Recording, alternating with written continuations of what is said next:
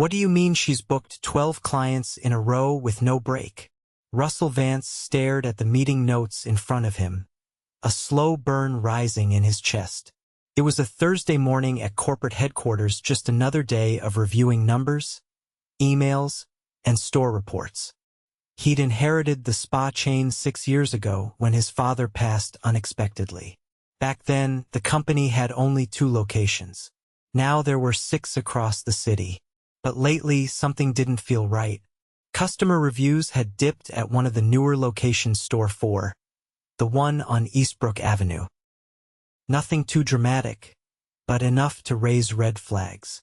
A couple of complaints about long wait times. A few about rude front desk staff. One mentioned unprofessional management, but didn't elaborate.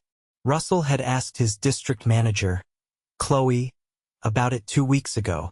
Just growing pains, she'd said. We're training new hires.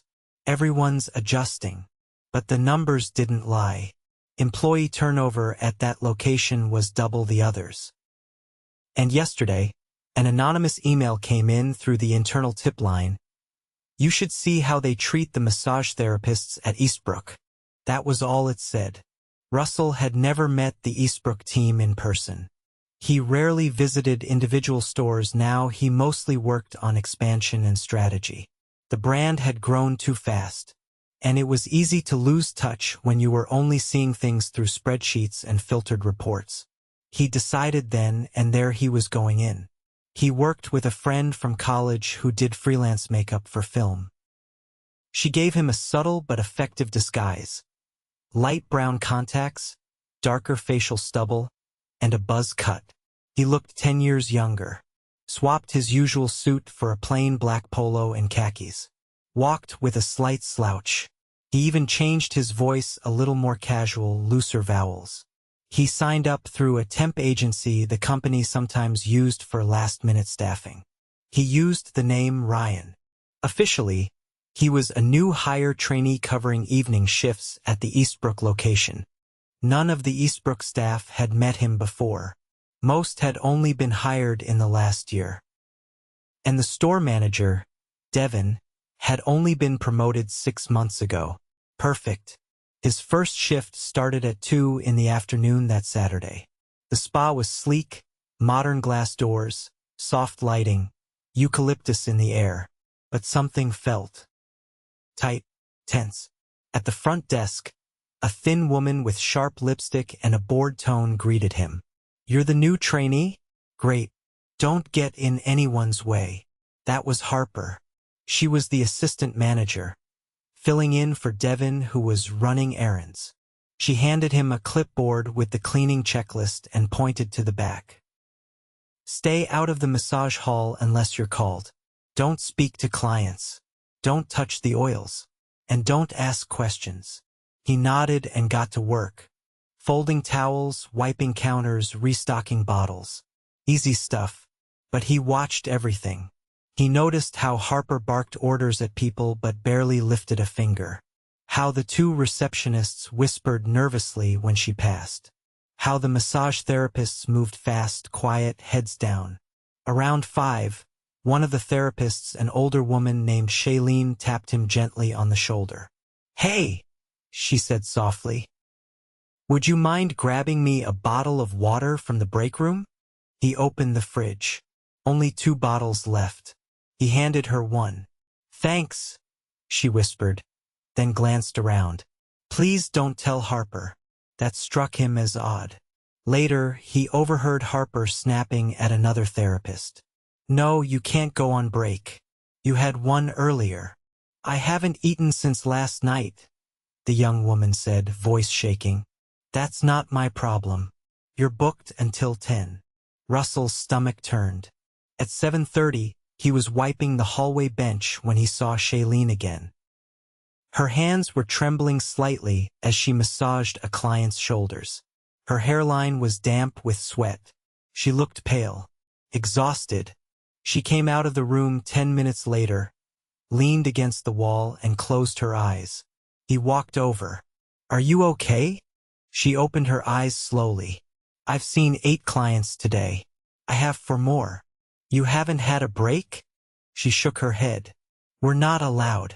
Harper says it messes with the schedule. You didn't even get time to eat or drink?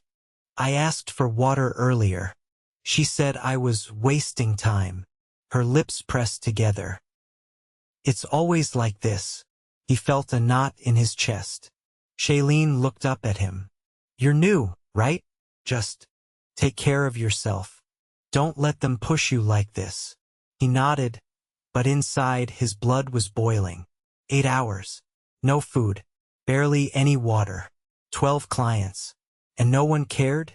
He watched as Harper walked by, laughing on her phone, sipping a smoothie. Russell clenched his jaw. He wasn't just angry, he was ashamed. This was his company. His name was on the lease. And he'd let it come to this? He wasn't watching from spreadsheets anymore. He was in it.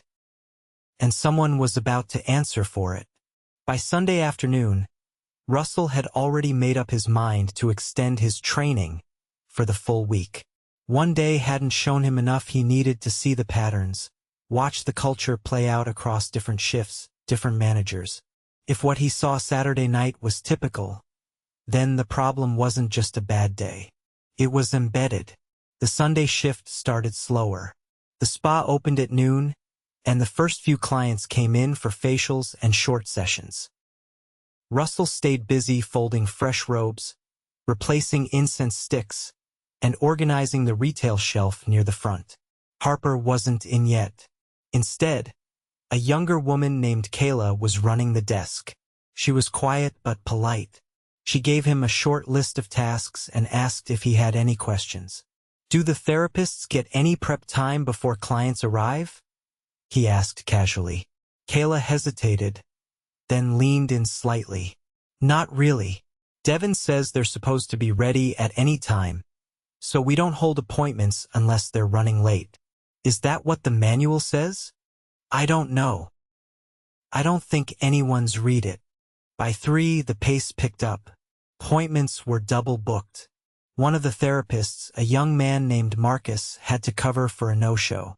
Russell overheard him asking if he could push back a client by 15 minutes so he could eat the granola bar he'd brought. Kayla looked unsure. I don't think Harper would be okay with that, she said. But she's not here, so just try to be quick. Marcus sighed. 15 minutes between clients doesn't exist here. If I disappear, I get flagged. Russell made a mental note, for he noticed something else. 2 clients walked in together, a woman in her 50s with silver curls and her daughter, maybe college-aged. They checked in at the front desk with friendly smiles. Kayla greeted them, then called back to assign rooms. Then Devin walked in. He was tall, stocky, early 30s. Polo shirt a size too tight, sunglasses perched on his head like a prop. He didn't greet anyone, just walked straight behind the counter and glanced at the log. Who booked room 3 for the walk-ins? He asked. Kayla raised her hand. They requested a same-time session. Marcus is open at 4:30 and Shailene just finished. No, not her. Devin cut in. Put Rachel on it. Not Shailene. Kayla frowned. But she's available now. I said not her. Devin repeated, eyes narrowing. They asked for premium service. Give them someone who fits that. Russell didn't move, but he heard the implication. Shailene was older. Not what Devin considered on brand. Kayla lowered her voice. She's our most experienced therapist. Doesn't matter, Devin snapped. Rachel gets the premium clients. Rachel, who had just returned from a break, looked up from the hallway. I've already got a couple booked back to back, she said. Can someone else? No. Do it, Devin said, not looking at her. Rachel nodded reluctantly and disappeared toward the changing rooms. Shailene, who had clearly overheard, said nothing. She just returned to folding linens. Russell approached her discreetly. That was out of line. She kept her eyes on the towels. It's always like that. You've been here longer than anyone else. Doesn't that mean something? It should, she said softly. But it doesn't here. By Monday, Russell had started joining the backroom huddles before each shift. No one questioned it. They thought he was just another temp filling gaps. He listened, observed, took mental notes. Devin ran the pre-shift meeting that morning. He passed around the day's schedule like he was tossing flyers. Keep turnover tight. No delays. If you're not flipping the room in under 5 minutes, you're wasting time, he said. Also, no requests for schedule changes today. We're short-staffed, so suck it up. One of the younger women, Tanya, glanced at the clipboard.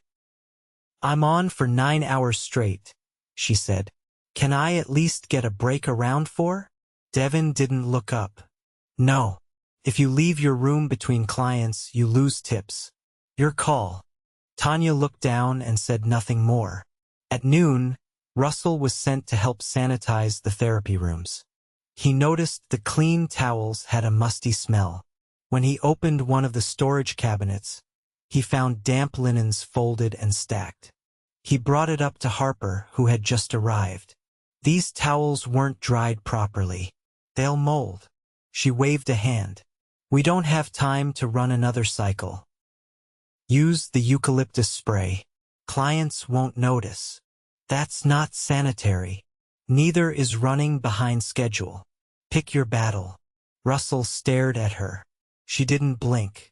Later that afternoon, a woman in her 60s came in for a therapeutic massage. She had arthritis, and her daughter had booked the session for her through the app with a note requesting a gentle, trained therapist. Russell watched as Harper assigned her to someone who had just finished massage school 2 weeks earlier. Wait, he said quietly. Shouldn't that go to Shailene? She's already booked. No, she just finished early. Harper frowned. I make the calls. If you want to start assigning appointments, talk to Devin. The new therapist, clearly nervous, walked the older woman back. 20 minutes later, she came back out, red-faced. She asked to stop halfway through, she whispered to Harper. Why? She said it hurt, that I was pressing too hard. Harper rolled her eyes. She probably just wanted a refund. Russell stepped in. She asked for a medically trained therapist. Why didn't you assign her someone experienced? You're still in training, Harper snapped. Stay out of it. That evening, he sent a message from a burner email account to the corporate HR inbox. Client with medical condition assigned to unqualified staff. Requests ignored. Physical discomfort reported. He signed it anonymously. On Tuesday, the front lobby printer jammed. Russell offered to fix it. While doing so, he found a folder tucked behind the machine-printed schedules with handwritten notes next to employees' names. Next to Tanya's name, too slow, replace. Next to Marcus, good body, keep for couples. Next to Shailene, old, don't assign premium. He took a photo with his phone. That night, he waited until the spa closed and most people had left. Only Harper remained, counting cash tips and texting. He walked up to her, still in uniform. You know, the therapists here work non-stop. No breaks, no water, sometimes not even food. She didn't look up. It's called hustle. If they can't handle it, they can leave. He stared at her. You ever work a 12-hour shift with no meal? Don't need to, she said, finally looking at him. I'm management. He nodded slowly. You think that makes you untouchable? I think it makes me the one who decides who stays and who doesn't. He stepped back. Good, he said. Then you'll understand what's coming next. She narrowed her eyes. What are you talking about? But he didn't answer. He just walked out. Back in his car, he pulled off the brown contacts and stared at himself in the mirror. The disguise was slipping, but the truth was sharp now. Undeniable. The next morning he'd be back. Not as Ryan, as Russell Vance. And there would be no more warnings. Russell arrived 30 minutes before opening. No disguise. No clipboard. No slouched shoulders.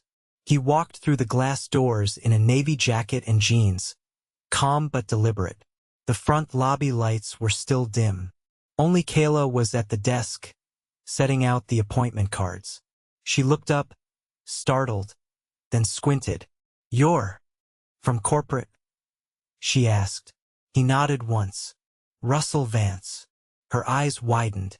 She stood a little straighter but didn't say anything else. "Is Devin here yet?" "He usually comes in 15 before open," she said quickly. "But Harper's in the back." He nodded again and walked past the reception counter without waiting for permission. Down the hallway, past the treatment rooms, toward the back office. The door was open. Harper was sitting at the desk, pulling tips from a locked box and sorting them into envelopes. She didn't look up. "If you're early, the time clock won't take it. Go wait in the break room." Russell stepped into the doorway. "I'm not here to clock in." Harper finally looked up. Her brow creased for a second, like she was trying to place him. Then her eyes narrowed. "Wait, you're that temp, Ryan?" "No," he said simply. "I'm the CEO." There was a pause, just a beat. Then her face changed. Her spine straightened. "What?" "My name is Russell Vance. I own this company." She stood abruptly, knocking the tip envelope sideways. This is a joke." "No," he said, stepping into the office. "You've been managing one of my stores. Poorly." Her eyes darted to the hallway. "You can't just walk in here and accuse me." "I'm not accusing," he said firmly. "I observed it. For 4 days." She opened her mouth again, but he cut her off. "I saw you deny employees water, ignore medical requests, assign clients based on appearance, and target staff for removal based on personal bias. That's not just poor leadership, it's unethical and in some cases, illegal." Harper's voice dropped half an octave. "You think you understand this store because you folded towels for a few days? You have no idea what it takes to run this place." Russell didn't flinch. "I know exactly what it takes. I built the first one myself. From scratch. I cleaned bathrooms, took bookings, and gave foot massages when we were short. I know what hard days look like. This isn't that. This is negligence disguised as efficiency." "You don't know the pressure we're under," she said, arms crossing tightly. "We don't have enough staff. Corporate takes 2 weeks to approve new hires. We're doing what we can." "Then why were there no hiring requests in the system for the past month?" She didn't answer. "Why are towels being reused while damp? Why are employees being scheduled for 12 hours with no breaks and told to suck it up? Why are experienced therapists being excluded from premium clients based on age?" Her jaw clenched. "I don't make the rules. You enforce them, and you've created your own." He turned and walked back toward the hallway. "Call Devin. Tell him to get here now." She didn't move. "Now," he said again.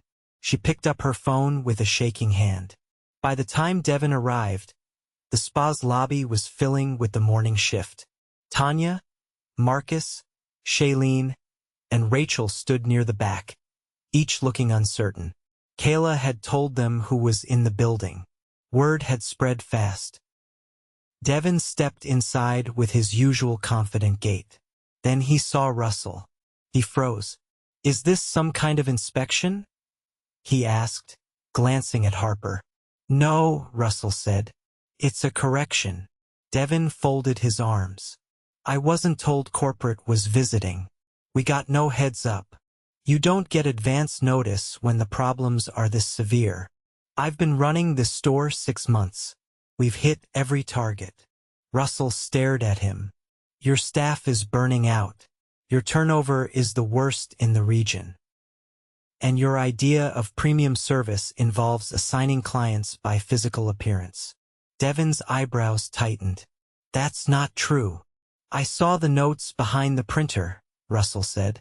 "I saw what you wrote next to their names." There was silence. In the corner, Rachel raised a hand slowly. "I didn't know we were being labeled," she said, voice barely above a whisper. "I just thought the schedule was random." "It's not," Russell said quietly. "And it ends today." Marcus stepped forward. "Are you really the owner?" "Yes." He looked down. "Then I want to say this. I've been skipping meals to keep up. I've iced my wrists in the break room to finish my shifts. I asked for help 3 times. No one ever followed up." Tanya nodded. "I cried in the storage room last week. I didn't even know why. I just couldn't feel my feet anymore." Shailene didn't speak. She just looked at the floor. Russell turned back to Devin. "You've been warned before about complaints. You buried them. You redirected responsibility. You ran this place like a numbers game." Devin didn't respond. "You're done here." "What?" "You're terminated. Effective now." "You don't even want to hear my side?" "I already did. For 4 days." Devin looked at Harper, who still stood frozen in the office doorway. Russell turned to her. "You ignored urgent requests for water. You refused health-based client assignments. You enforced rules that don't exist in our handbook. And you mocked staff behind their backs." "I was doing what needed to be done." "No," Russell said. "You were doing what was easiest for you, not what was right." She opened her mouth, but he raised a hand. "You're done as well. Security will escort you out after you gather your things." She turned sharply and disappeared down the hallway. Russell looked at the staff gathered near reception. No one spoke. The silence was thick. He took a breath. "I didn't come here to fire people. I came because someone said the therapists at this location were being mistreated. I wanted to see it for myself." He looked at Shailene. "I saw you hold things together when everything around you was breaking. You deserve better." Shailene looked up slowly. Her mouth opened, but no words came. "I've scheduled an emergency regional manager to take over for the next 2 weeks while we restructure. Her name is Anika. She starts this afternoon." He turned to Marcus and Tanya. "Both of you are getting paid recovery time. You're off for the next 3 days. Full pay. No questions." Marcus's shoulders sagged with relief. "I'm not here to throw out words," Russell continued. "We're changing how this place runs. Mandatory hydration breaks every 4 hours. Shift caps at 9 hours. No more 12-hour marathons." He looked at Rachel. "You're going to help with retraining the front desk team. Your feedback matters." She nodded slowly, still stunned. He stepped behind the counter and picked up the folder with the old schedules. He dropped it in the shredder beside the desk and watched the papers vanish strip by strip. "Starting now," he said, "we rebuild." No one clapped. No one cheered. But there was a shift in the air. The tightness had loosened. Russell walked to the hallway, then paused. "Shailene," he said, turning. "Yes. You're the new lead therapist. Starting today. You'll set the pace for the team." Her eyes widened. You've already been doing it. Now it's official. Pay bump included. We'll talk hours later today." She didn't respond right away. Then she nodded once, her face unreadable. Russell stepped outside and took a slow breath. The sun was just beginning to break through the morning clouds. He pulled out his phone and made a call. "Anika, it's me.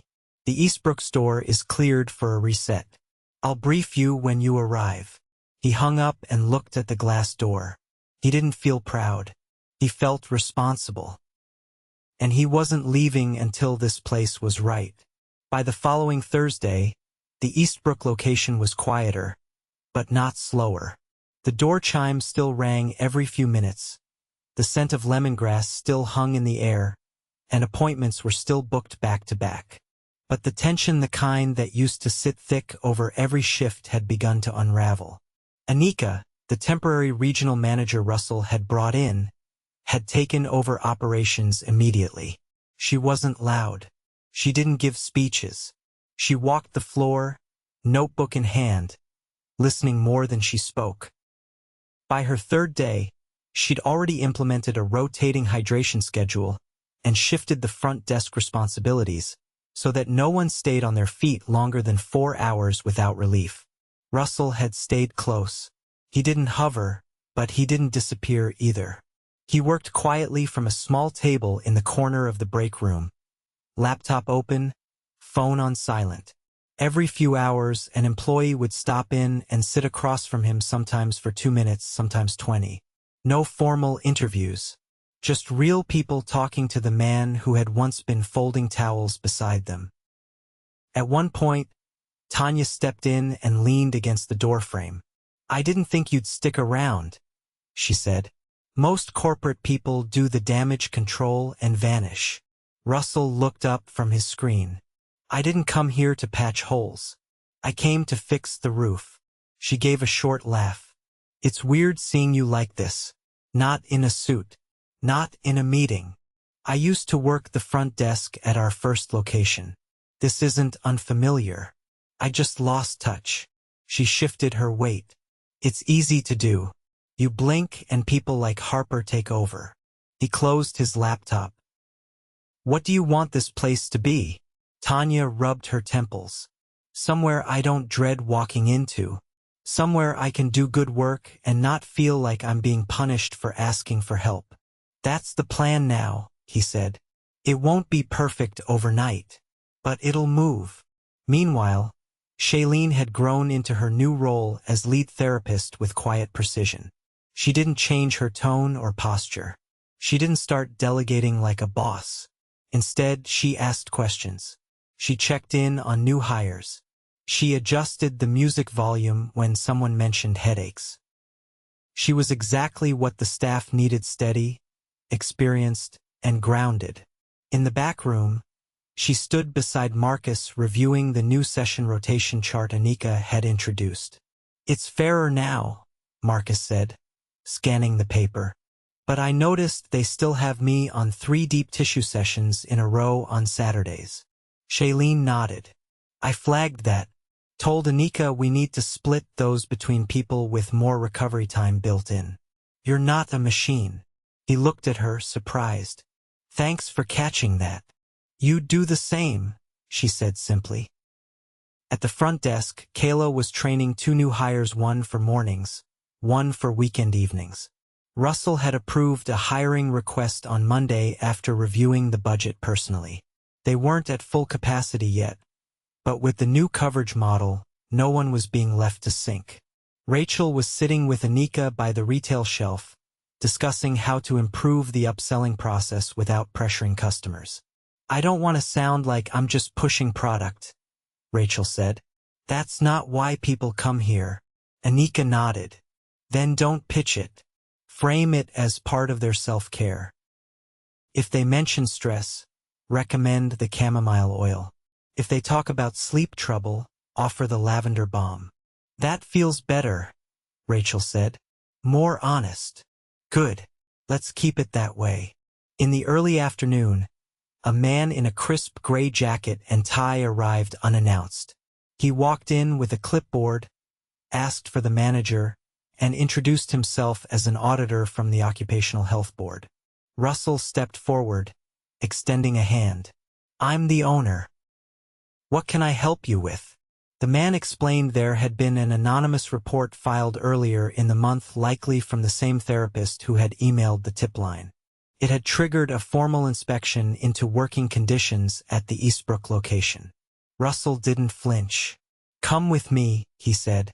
He walked the auditor through every part of the facility, showed him the new hydration policy posted in the break room, introduced him to staff who had already begun their scheduled recovery hours. He didn't try to hide the past. He laid out the full timeline: who had been responsible, what had been done since, and what was still in progress. The auditor took notes, listened carefully, and asked direct questions. At the end of the visit, he closed his folder and nodded. "Based on what I saw and heard, the corrective actions are appropriate," he said.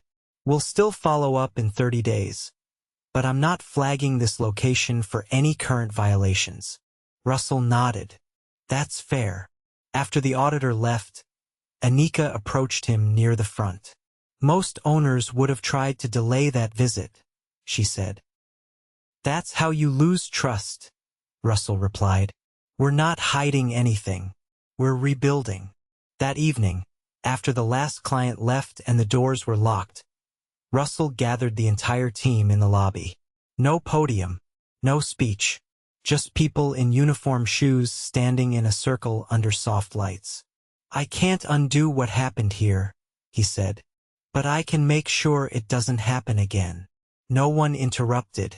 I saw things I never expected to see in my own company. People pushed past the edge. Clients ignored. Decisions made for the wrong reasons. And I let it get that far because I stopped looking closely. He took a breath. That's on me. Shailene folded her arms, not in defiance, but in quiet solidarity. But we're here now, Russell continued, and you've shown me what this place can be when people are treated with respect, when work isn't survival, when leadership listens. Rachel raised her hand slightly. What happens next? Long term. We're creating a staff council, he said. 2 people from each store, rotating quarterly. You'll meet with regional leadership and have a direct line to me. No filters. No delays. Kayla nodded. That's huge. And Shailene, you'll be the first to represent this location. If you're willing. She didn't hesitate. I'm in. Russell smiled just slightly. Good. Also, we're covering tuition for continuing education for anyone here who wants to pursue specialization. Prenatal massage, sports therapy, skincare certifications, whatever helps you grow. You'll get the details next week. Marcus leaned forward. Even part-timers? Especially part-timers, Russell said. There was a pause. Not for applause, just for breath. The circle slowly broke apart. People didn't rush out. They lingered, wiping counters, gathering their things, talking in pairs. Tanya stayed behind to help Kayla close out the drawer. Marcus cleaned his massage room without being asked. Shailene stood by the door, arms crossed, watching it all. Russell walked over to her. You stayed after your shift ended, he said. I always do. Just used to do it invisible. You're not invisible anymore. She looked at him, lips pressed together, not in tension, but in thought. You're not who I expected, she said. I used to be, he admitted. She nodded once. Well, she said, grabbing her keys, don't go back to being that guy. I won't. She left without another word. Russell turned off the lobby lights one by one. The air was still, the scent of lemongrass faint now. He locked the door from the inside, then stepped out through the side exit, letting it click behind him. He didn't look back. Tomorrow there was more to fix, but for the first time in a long time he wasn't guessing what was broken.